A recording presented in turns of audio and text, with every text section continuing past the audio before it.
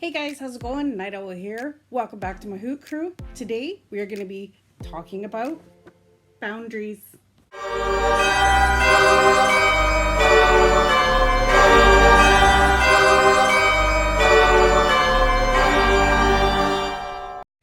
Okay, so this week we are going to continue on from what we were talking about, what are boundaries and what does a boundary look like. Last week we left off on thoughts, or last time, sorry, and this time we're going to pick up on desires. So this is what the book says, our desires lie within our boundaries, and each of us has different desires and wants, dreams and wishes, goals and plans, hungers and thirsts. We all want to satisfy me. But why are there so few satisfied me's around? Part of the problem lies in the lack of structured boundaries within your personality. Can you define who the real me is and what we truly desire? Many desires masquerade as the real thing. There are lusts that come out of not knowing or not owning our real desires. For example, many sex addicts are looking for sexual experiences, but what they really desire is love and affection. James writes about this problem of not owning and seeking our real desires with pure motives.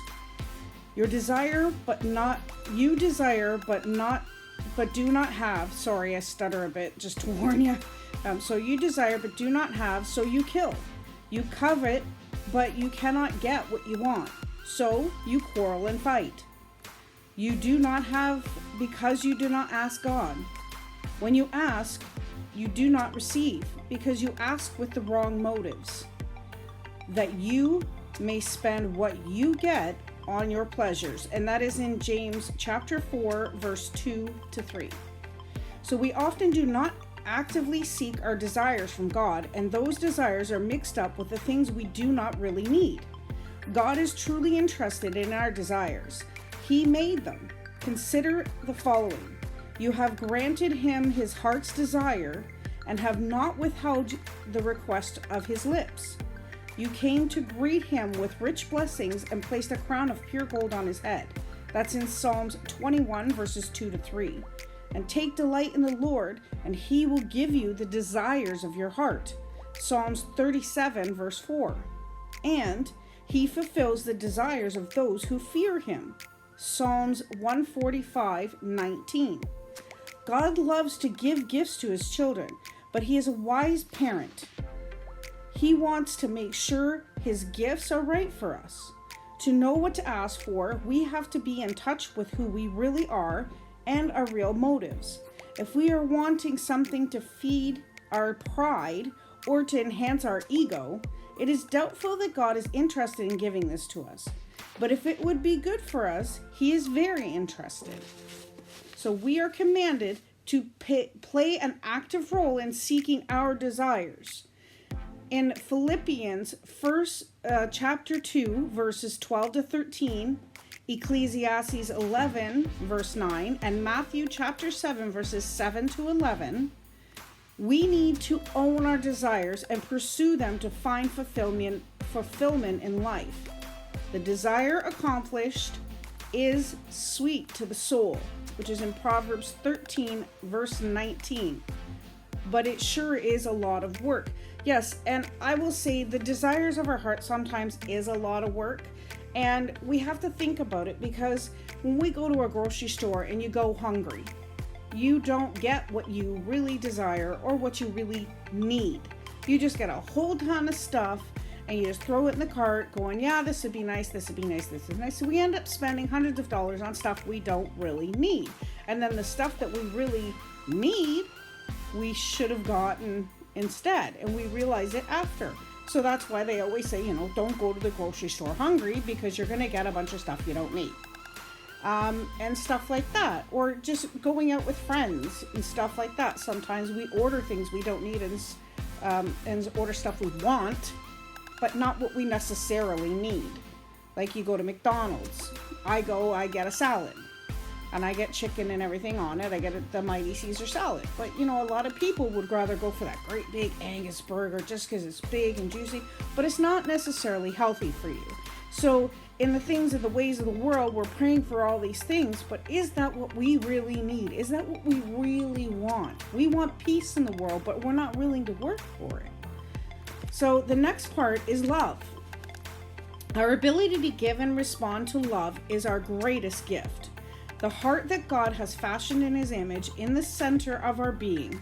Its abilities to open up to love and to allow love to flow outward is crucial to life. Many people have difficulty giving and receiving love because of hurt and fear. Having closed their hearts to others, they feel empty and meaningless. And the Bible is clear about both functions of the heart, the receiving of grace and love inward and the flow outward. So, you know, when you see a person, you see them down and stuff, talk to them.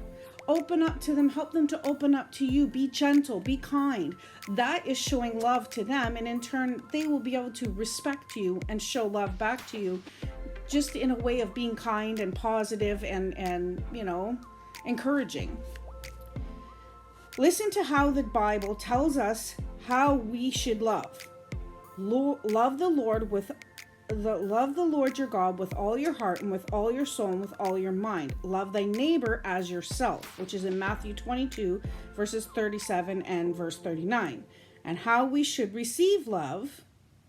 We have spoken freely to you, Corinthians, and opened wide our hearts to you. We are not withholding our affections from you, but you are withholding yours from us. As a fair exchange, I speak as to my children. Open wide your hearts also, which in 2 Corinthians chapter 6, verses 11 to 13. So basically there it's saying, if you love yourself and how you feel about yourself, you should be loving and treating your neighbor the same way, in kindness and encouragement and patience, and, you know. So in our loving heart, like our physical one, needs an inflow as well as an outflow of lifeblood. And like its physical counterpart, our heart is a muscle, a trust muscle. The trust muscle needs to be used and exercised. If it is injured, it will slow down or weaken. We need to take responsibility for the loving functions of ourselves and use it. Both love concealed and love rejected can kill us. Many people do not take ownership for how they resist love. They have a lot of love around them, but they do not realize that their loneliness is a result of their own lack of responsiveness. So I complain a lot about not being able to find the right guy. Well, for me, I don't get out very much.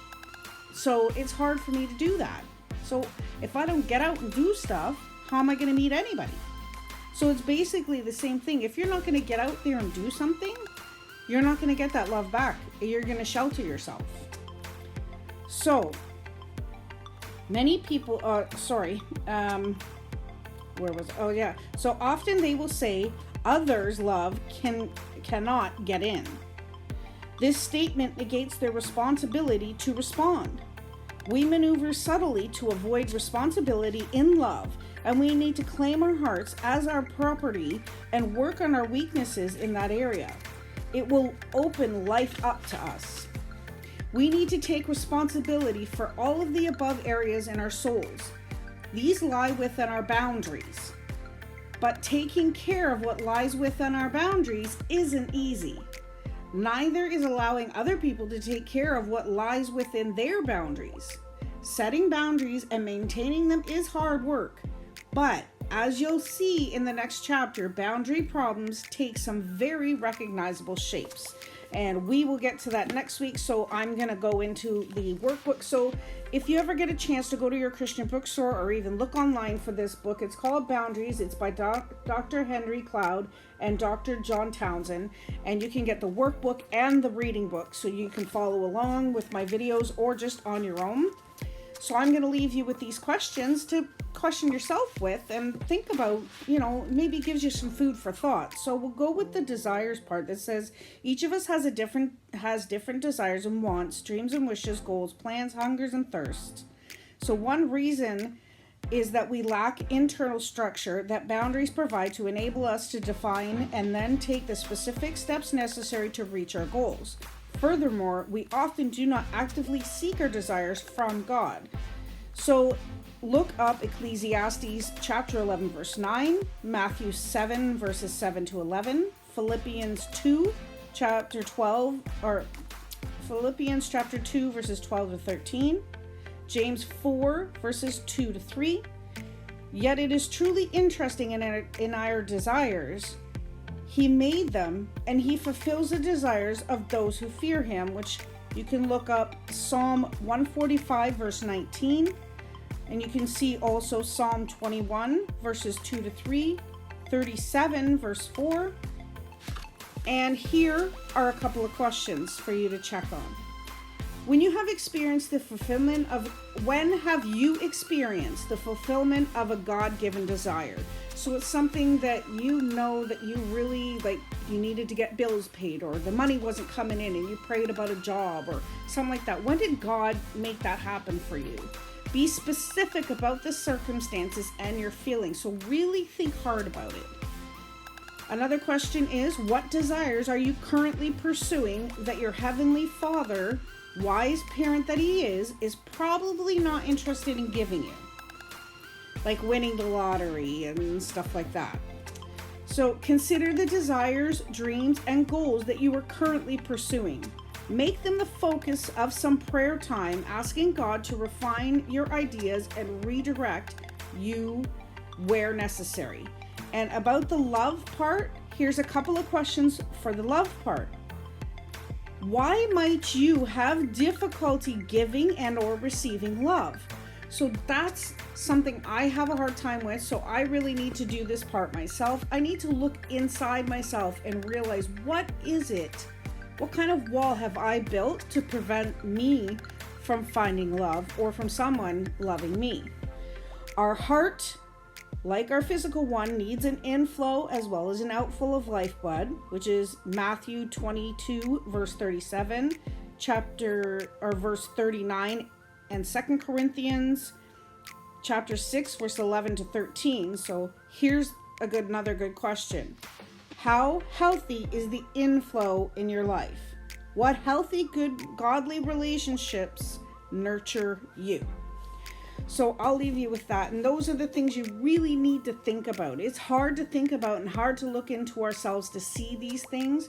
But once we do, we kind of may have that aha moment that we need to have that makes us realize, okay, maybe I need to kind of back off this area and stop worrying about that and go on to this area that is more important and ask God to help me with that. So I hope this has helped you. If you ever need someone to chat to, just let me know in the comments down below, and you can go to my Instagram or my Twitter and message me. I will chat with anyone, and I just want to get to know you and help you to figure out how to set your own boundaries.